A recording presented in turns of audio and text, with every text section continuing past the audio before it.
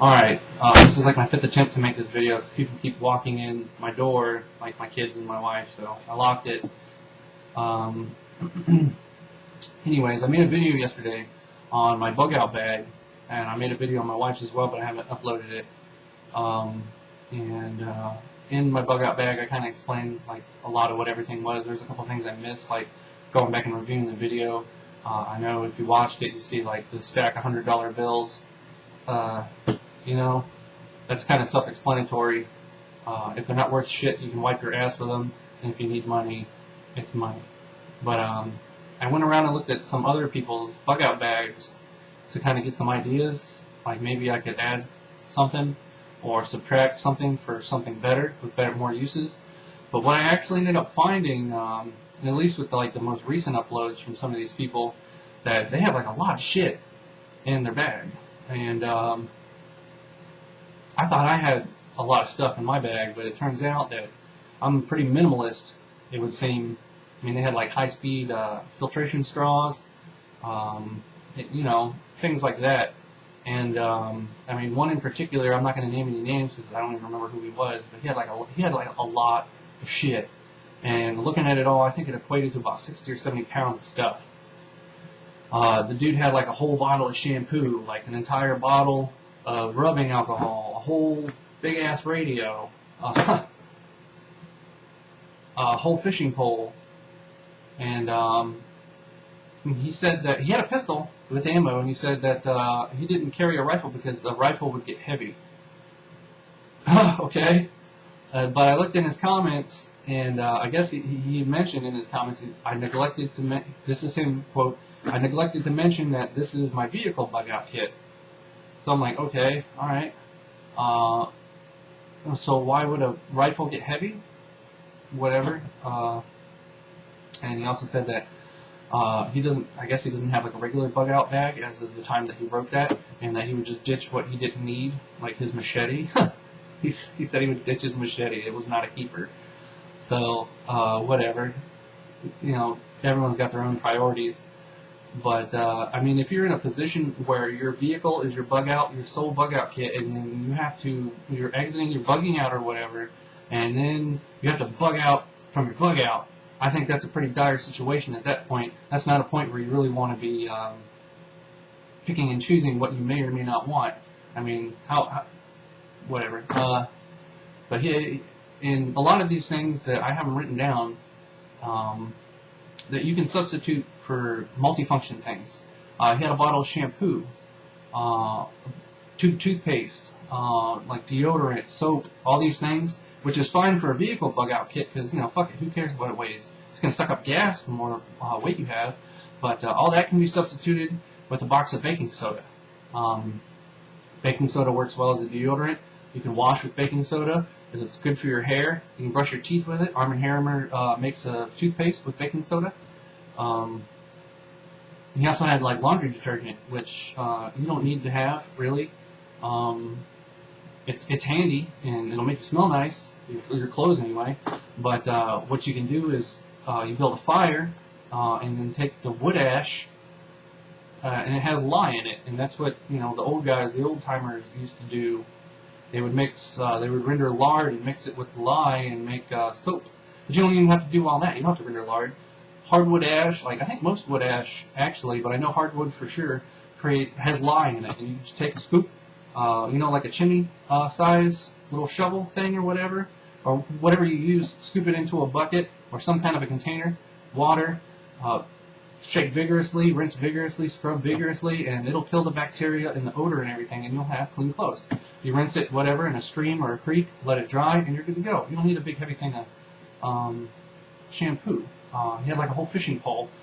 I mean, you seen in my video, I have like a toilet paper roll with fishing kit, and that's like pretty much all you're ever going to need in a bug out situation. I mean, you don't need a whole pole. The whole radio. I mean, it's great to have that radio, but if you got a bug out from your car, now you don't got a radio. Get a radio small enough so you can put it in your bag. If a radio is one of your priorities, you might as well make it a good all-around radio. And that was just one. And that was like 75 pounds of stuff, and that was a lot of stuff. And in that stuff, I noticed like a lot of stuff. I'm saying stuff a lot, like an idiot. There's a lot of things that he had, knives, machetes, never been opened, never used. And if you're going to pack a bug out bag, definitely go through every item as long as you have more. Like if you're going to use alcohol prep wipes, I mean, that's pretty self-explanatory. Antibiotic ointment, things like that. But knives, machetes, at least go in your first aid kit and make sure you know everything that's in it. Dudes will buy like a first aid kit. They'll see the list of stuff on the back. But when it comes to the time, like an emergency, when you need to actually use that first aid kit, you're going to be fucking around with that thing and wondering, like, okay, well, where the fuck is those quick clot? Where is the Israeli bandage? Or whatever you need out of there. You're going to be like, fuck, shit. So go in there, make sure you know where everything is, and there's probably some stuff in there that you might want to get rid of. Toss it out to make it lighter, because weight is an issue when you're carrying it on your back. I seen another one where this guy had like a whole bunch of like stuff. You could tell this was one of those dudes who's just like, oh, I'm into this. Let me just go buy this cool stuff. So he had like the filtration straw. He had like a little daisy slingshot, which is good. He also had a bunch of plastic stuff, plastic containers and everything. Plastic's not that great. I mean, it is light, and you can substitute some things that are made of metal for plastic, but all around, metal's what you want. It'll last basically forever. It's durable, and it's what you want. I had a plastic cup in my bug out bag, and I realized, hey, I don't need that anymore. I had this bottle here that I got for Father's Day. It says something like Dad Venture, some stupid thing. It's a thought that counts, I guess, right? But it comes with a carabiner you can hook on your backpack, and it's made from aluminum. And this is actually lighter than my plastic one, and as long as I don't step on it, it'll be just fine. But he had like this tiny little hatchet that was basically good for nothing. You know what I mean? At this point, you might as well just have a good knife that you can baton, because this thing, I mean, it was probably the size of my hand. I got a pretty big hand. 6 inches, 7, 8 maybe, I don't know. But it was basically that big, and it had no weight to it. And, the point of a hatchet is you got to get some inertia behind it, some mass. And this thing had none. And even if you was like, okay, well, you can baton that too. No, you had a stupid spike on the back. And the whole thing was for show. I mean, the most useful thing on that whole piece of equipment was the paracord wrapped handle. He also had these survival knives. Man, take my advice. Don't ever buy one of those stupid fucking survival knives.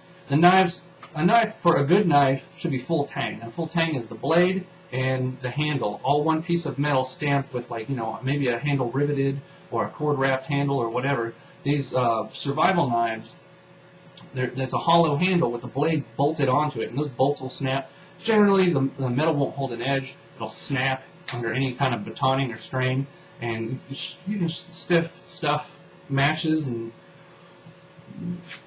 whatever you need, fucking lube, into the end, and it's got usually they come with a little compass on the twist-out handle. Excuse me, I got indigestion. And, I mean, those compasses, I guess they're worth every penny, because I've had several when I was a teenager, because I always thought they cool. Generally had, like, a spiked back end, or, like, a really cool point. They fucking suck, man. Don't buy a survival knife. Spend $60 and buy a good knife.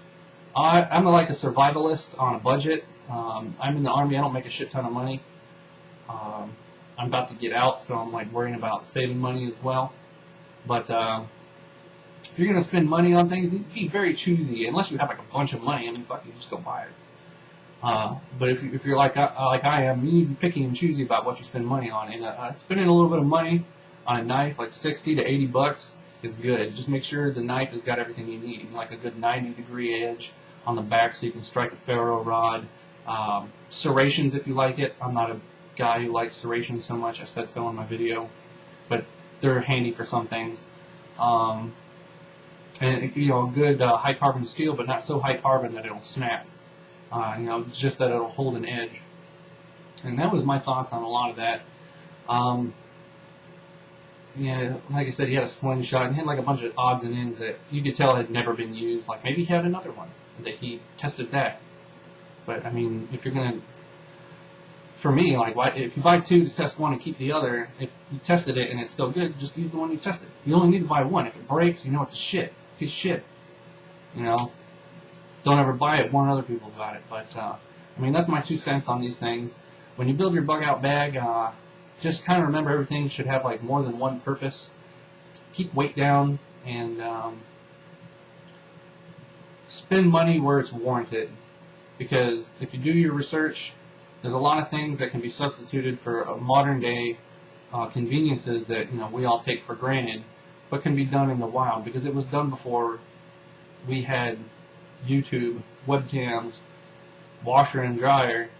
It's been done, so look how it was done and try to mimic that, and that'll keep your weight down and your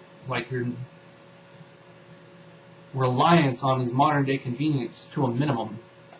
So that's my 2 cents. I hope you found this informative.